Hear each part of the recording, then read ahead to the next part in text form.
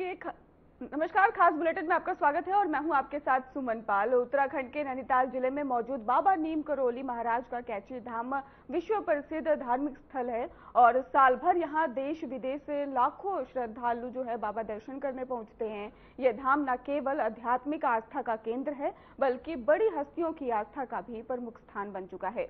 अब तक कई नामचीन हस्तियां बाबा के दरबार में हाजिरी लगा चुके हैं और अब बाबा नीम करोली महाराज के भक्तों की सूची में एक और नाम जुड़ गया है। देश की पहली महिला महामहिम राष्ट्रपति द्रौपदी मुर्मू कैची धाम पहुंची और बाबा नीम करोली महाराज के दर्शन कर आशीर्वाद लिया है। वो देश की पहली राष्ट्रपति हैं जो इस धाम में आई हैं। उनके आगमन से कैची धाम और पूरे कुमाऊं क्षेत्र में उत्साह और गर्व का माहौल है।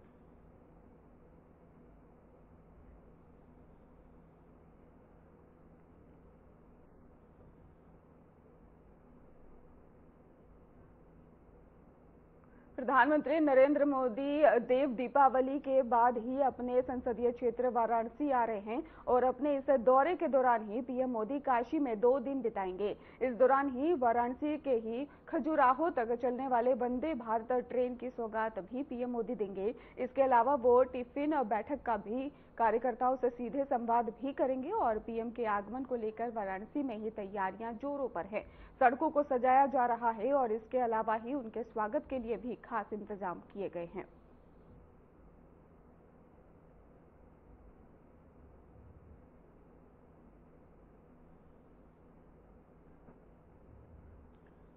कांग्रेस के पूर्व अध्यक्ष और लोकसभा में विपक्ष के नेता राहुल गांधी वोट चोरी के मुद्दे पर नई दिल्ली के इंदिरा भवन में प्रेस कॉन्फ्रेंस करेंगे। आपको बता दें कि इस दौरान ही राहुल गांधी ने चुनाव में धांधली के भी उन्होंने साफ तौर पर प्रेस कॉन्फ्रेंस के दौरान ही आरोप लगा दिए हैं और राहुल गांधी की ये प्रेस कॉन्फ्रेंस ऐसे समय में की है जब अगले ही दिन बिहार में पहले चरण की 121 विधानसभा सीटों के लिए वोट डाले जाने हैं। देखिए उन्होंने क्या कुछ कहा।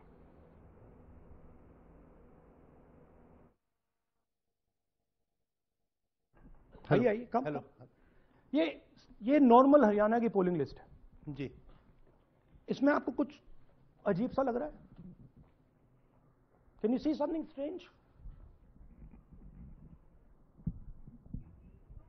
हाँ, जूम इन थोड़ा सा कीजिए। नहीं, यहां से दिख जाएगा आपको। अमरजीत कौर। मल्टीपल नेम्स कहां है? मल्टीपल नेम्स, हाँ, वेरी गुड। हाँ ठीक है। अच्छा थोड़ा आगे जाइए। तरविंदर सिंह 73 ईयर, फोटो है किसी बच्चे का। ठहर जाइए, लाइए नीचे लाइए। हाँ क्या देखा? नहीं, हाँ ये देखिए। अब इसमें कुछ स्ट्रेंज लग रहा है आपको? विक्रम सिंह, नाम पिता का नाम रन सिंह, मकान 76, आयु 34 साल। विक्रम सिंह ये औरत है आदमी है?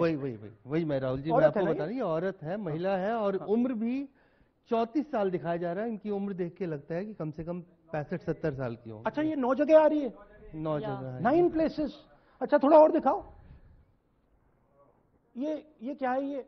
ये 3 4 5 6 7 8 9 दफे फिर से आ गई। रणदीप सिंह, ये कभी 80 साल की है? 80 साल की है रणदीप सिंह। संपूर्ण सिंह 80 साल उम्र है इनकी। मतलब सेम पिक्चर है लेकिन अलग अलग डेटा है, नाम अलग है, एज अलग है, कभी आदमी है, कभी अलग है, कभी एज है, कभी कुछ और है। राइट।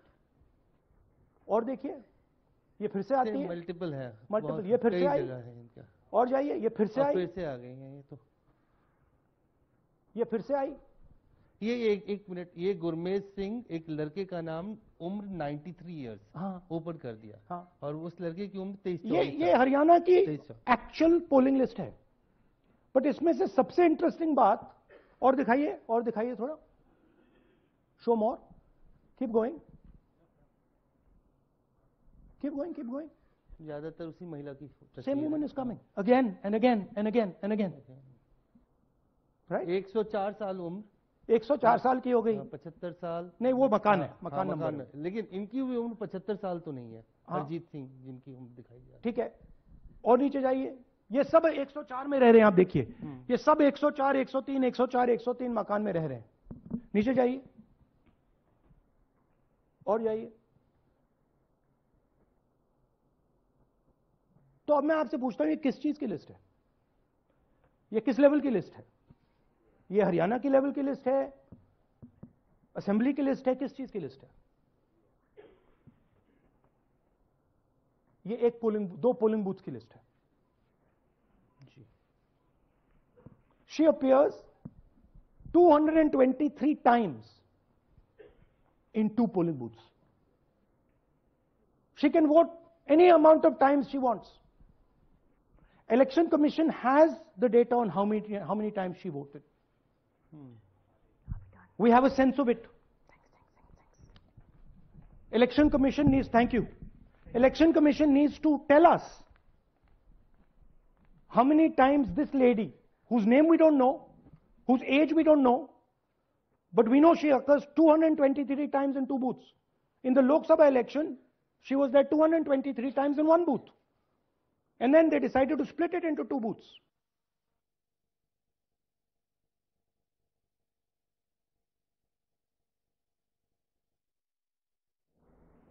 वहीं केंद्रीय मंत्री किरेन रिजिजू ने भी कांग्रेस नेता राहुल गांधी के बयान को लेकर पलटवार किया है। उन्होंने कहा है कि नेता प्रतिपक्ष राहुल गांधी ने फिर से अपनी विफलता छिपाने के लिए प्रेस वार्ता की है। देखिए उन्होंने क्या कुछ कहा।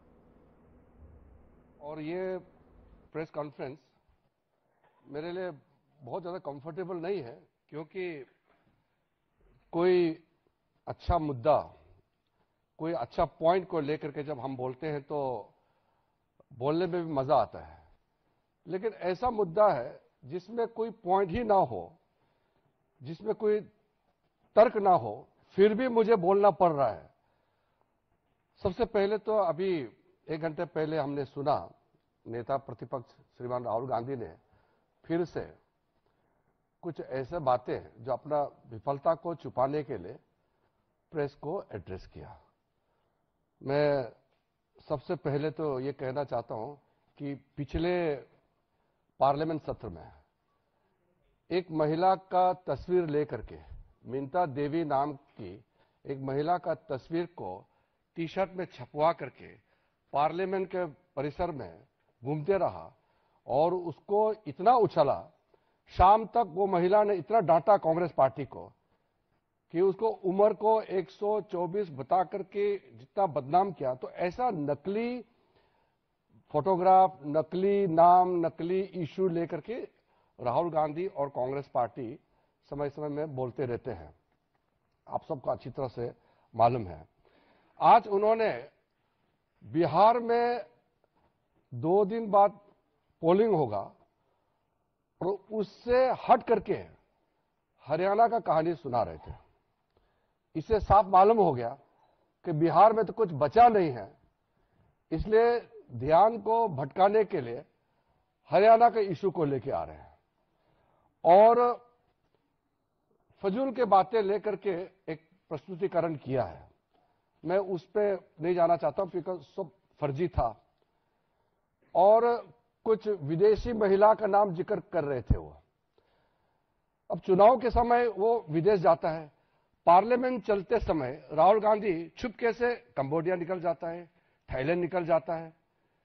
बिहार में चुनाव प्रचार चल रहा है, वो कोलंबिया चले गए। तो वो विदेश जाते रहते हैं, तो उसको विदेश से जो उसको प्रेरणा मिलता है उसको लेकर के उसके कुछ टीम है, वो क्या तैयारी करते हैं उनको दे देता है, फिर आपका समय को बर्बाद करते हैं। नेता प्रतिपक्ष सीरियस मुद्दे पे बात करना चाहिए, फजूल के बातें पे समय व्यर्थ नहीं करना चाहिए, ये मेरा उनको पहला सुझाव है।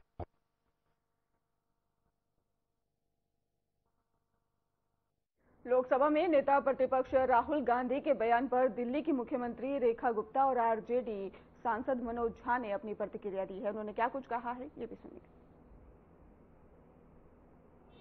जो लोग देश की सुरक्षा से कॉम्प्रोमाइज कर सकते हैं और हमारे देश की बातें बाहर जाके लीक कर सकते हैं, जो लोग श्री राम के अस्तित्व पे प्रश्न पूछते हैं, राम सेतु कहते हैं, था ही नहीं, जो लोग देश के सर्वोच्च पद पे बैठे हुए व्यक्तियों के बारे में अपशब्द कह सकते हैं, जो माँ बहनों को गाली दे सकते हैं, जो देश की जनता की गाढ़ी खून पसीने की कमाई खा सकते हैं, उनके लिए मैं इतना कहना चाहती हूँ कि उनको तालाब भर पानी की जरूरत नहीं है, चुल्लू भर ही काफी। लोकतंत्र के लिए एक गंभीर संकट का विषय है। मैं आपके माध्यम से ये भी कहना चाहता हूँ कि एक तरफ वोट चोरी का आरोप है, दूसरी तरफ एक भूतपूर्व पावर मिनिस्टर ने कल एक बहुत बड़ा खुलासा किया है 62,000 करोड़ के घोटाले का। एक तरफ भ्रष्टाचार का वो आलम, दूसरी तरफ लोकतंत्र को भ्रष्टाचार के माध्यम से नील लेने की कोशिश। मैं समझता हूं कि सचमुच न सिर्फ जेन जेड को बल्कि हर व्यक्ति को सचेत सजग रह करके अपने मताधिकार की, बदलाव के अपनी जो पूरी प्रेरणा है उसको प्रोटेक्ट करने की जरूरत है।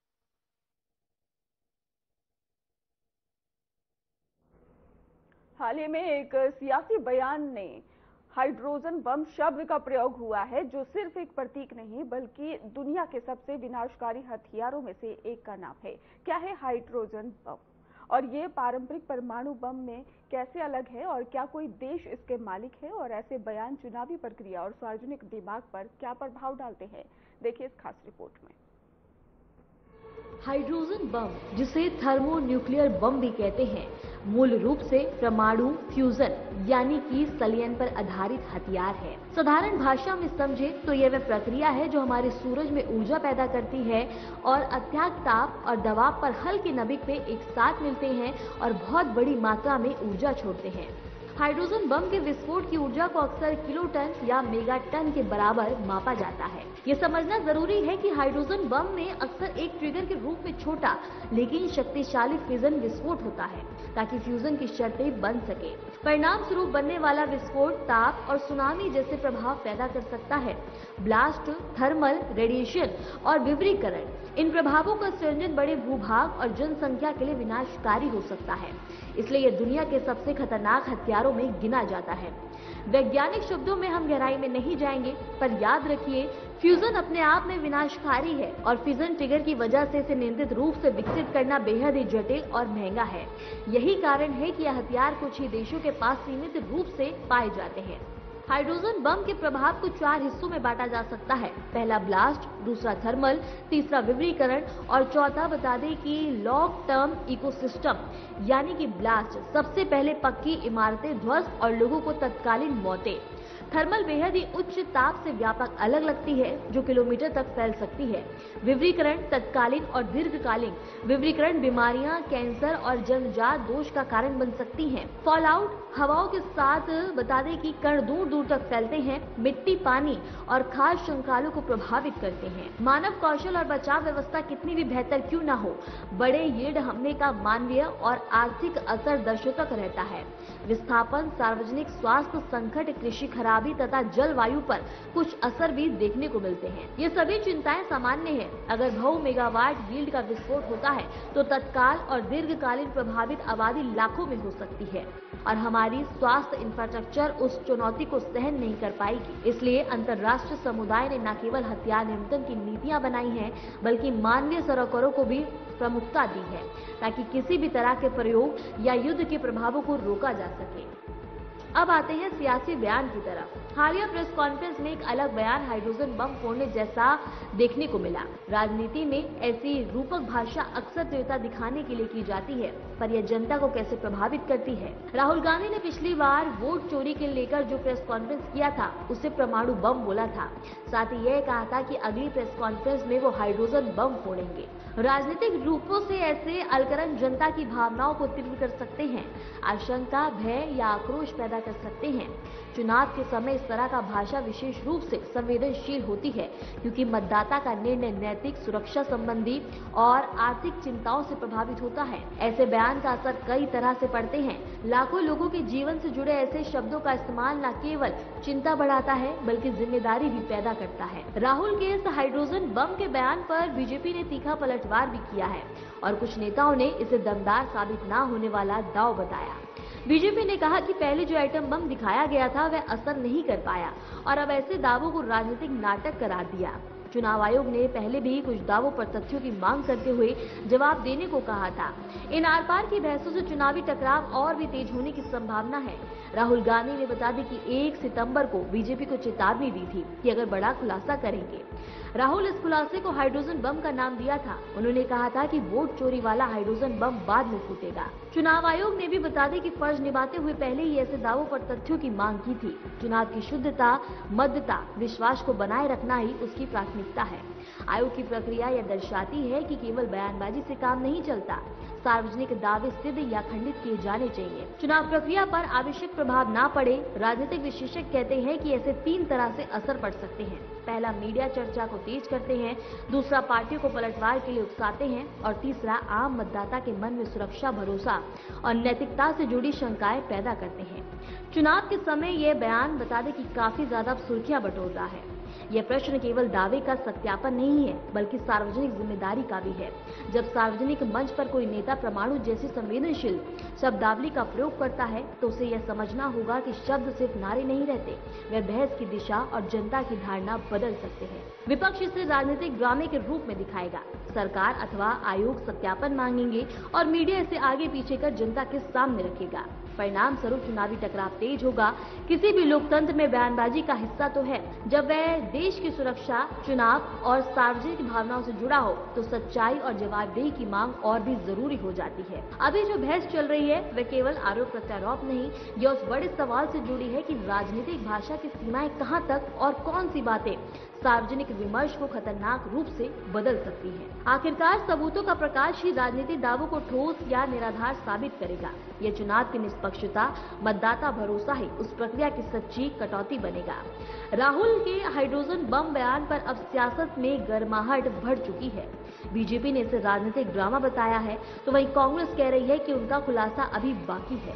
चुनाव आयोग ने भी साफ कर दिया है कि किसी भी बड़े दावे पर तथ्यों का जवाब जरूरी है, यानी आने वाले दिनों में आरोप प्रत्यारोप और तेज होंगे और जनता की निगाहें रहेंगी सच पर, सबूतों पर और उन मुद्दों पर जो उनके भविष्य को तय करेंगे। फिलहाल सियासत के इस हाइड्रोजन बम का अगला धमाका कब और किस रूप में होगा, यह देखना अब काफी दिलचस्प होगा। Bureau report, Aryan TV. फिलहाल रुकेंगे एक छोटे से ब्रेक के लिए।